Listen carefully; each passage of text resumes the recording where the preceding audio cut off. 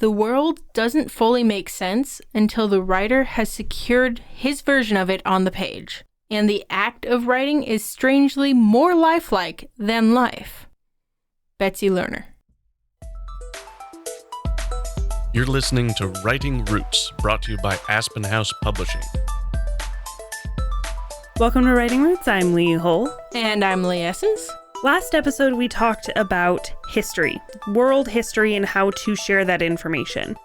This episode, we're going to be talking about culture.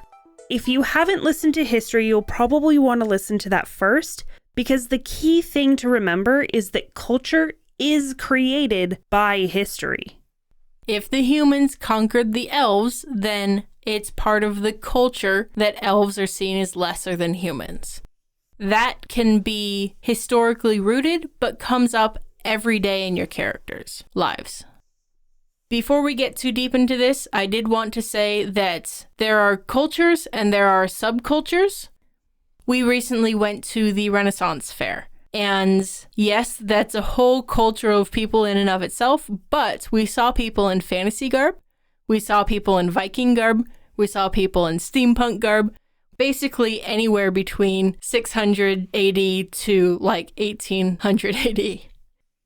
There are a lot of facets of subcultures that are also important in telling your story because they're going to be different per person.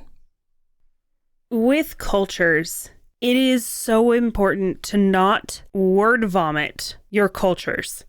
You want to expose one piece at a time, one culture at a time through your story. So yes, you can have a nice wide variety, but in Lord of the Rings, we weren't being introduced to the hobbits, the elves, the humans, the dwarves, all at the same time. We got introduced to the hobbits, and then they met the human along the way. And then they entered Rivendell, and we met the elves. And then we got to know the dwarves. So we get the little pieces at a time to help us figure out, okay, these are the main cultures within the story. A good rule of thumb for introducing cultures to your readers is to let your readers ask the question before you answer the question. In the case of John Wick, we know for quite a while about their secret currency before it even crosses our minds to go, well, who minted that? What's the story there? Let us be exposed to part of it for a while and then let the reader ask the question before you answer it. This is a good method for making sure you are not info dumping about your culture. Cultural info dumps, I think, happen most often through dialogue. It is good to include little snippets in dialogue about cultural references and all of that. But again, just like with history, you're not going to have a character going on a monologue about the culture of this planet who juggles geese. It is a single line that says, well, there's a place that juggles geese. In my edits of my current story, a lot of what I'm removing are the cultural explanations of things. Because in my first draft, being a pantser, I write it out, included in that first draft, so it kind of becomes embedded in my brain of that's a thing that exists. But during the edit, as I'm going through, I'm realizing my readers don't need to be told the same aspect of the culture 3 times in 3 chapters. A lot of this comes down to when is it relevant for the reader to know this? If it's going to be a different reading session, that's too far apart. Your reader's not going to remember. You don't want to be redundant and put it in both places. So you're better off putting it in the latter place. If you want a good example of that in writing, I suggest you watch Downton Abbey. They do a great job of timing when to reveal certain amounts of information, depending on the most interesting character to convey that information. But you do usually want it to be within the first act. You at least need to introduce the concept that this piece of culture exists. But like John Wick's special underground currency, it exists. You don't have to explain it until it's relevant to explain it. So have it introduced, have it there before you provide that explanation when it's relevant. There's a big difference between introducing the reader and info dumping on the reader. Just the fact that there is a currency in the world is enough for the first act. There is a balance, especially with the culture here, that you can have that aspect of the culture in the story and never explain it. And with fiction, readers accept that. They are okay with that. When I first watched John Wick and I saw this underground currency system, I kind of did oh, that's cool. And then I forgot about it because I didn't care enough to really dive in to be like, who minted it? What kind of exchange system do they have? Anything like that. Didn't particularly care. It was just, oh, that's a cool, relevant piece to the history and the culture of the world without needing to be explained. A big key in making sure you are using the dialogue aspects of explaining the culture well is don't have a character tell a different character something that both characters already know. Well, as you know, the currency system is a 10-to-1 ratio of copper to silver to gold. We both know that. That's not something that belongs in dialogue. It only belongs in dialogue if one character is explaining it to the other character who doesn't know, i.e. Harry Potter when he's being explained the galleons system. Which, having read the books and seen the movies more times than I can count, I still couldn't regurgitate that whole exchange ratio. Because it made no sense whatsoever. And more importantly, it made no difference in the plot. Harry's still conquering Voldemort even if he uses British pounds or silver dollars. I don't care.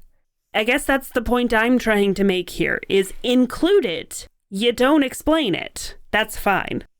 So we know not to info dump about the culture in dialogue. We don't want to info dump at the beginning of chapters or just give irrelevant information. How do I tell my audience about the culture? First off, make the culture simple. Especially in fantasy and sci-fi, there is already an expectation that that book has been translated from the native language of whatever land or whatever planet into English or whatever language you're writing in. So if there is an English version of that word, that's the word you should be using.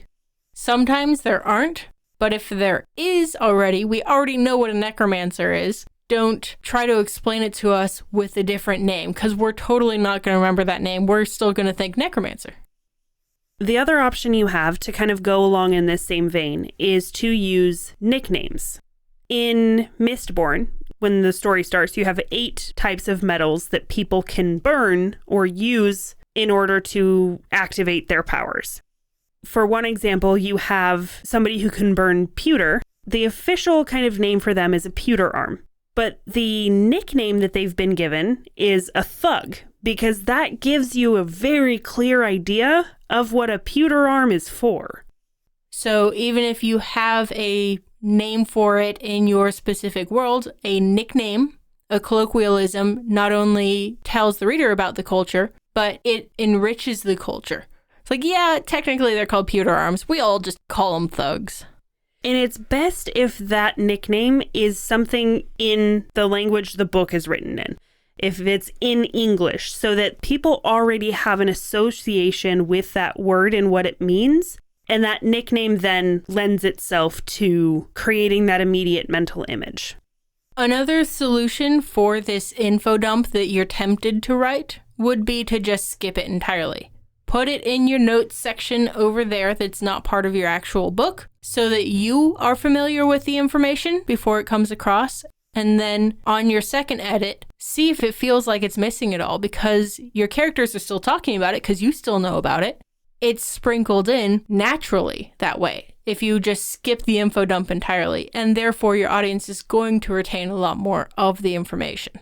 That goes back to what I was saying earlier. The thing is included but not explained, and that's okay.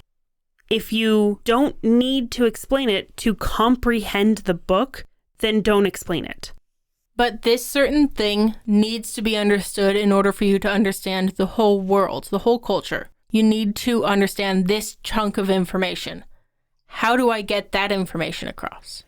The best way to do that is to have that Greek chorus kind of character. that person in your story that also doesn't know that information, that can be the stand-in for the reader asking the right questions. In the case of the currency in Harry Potter, Hagrid's explaining it to Harry, and then Harry goes, yeah, I missed that whole thing. Harry is the voice of the reader in that case. That's what a Greek chorus is for. And the reader will forgive that Greek chorus character. We didn't get annoyed that Harry didn't know about the wizarding world.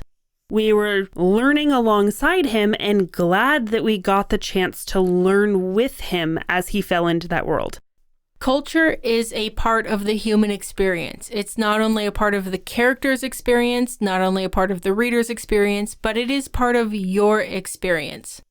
Just like we talked with politics and with history, think about your own life.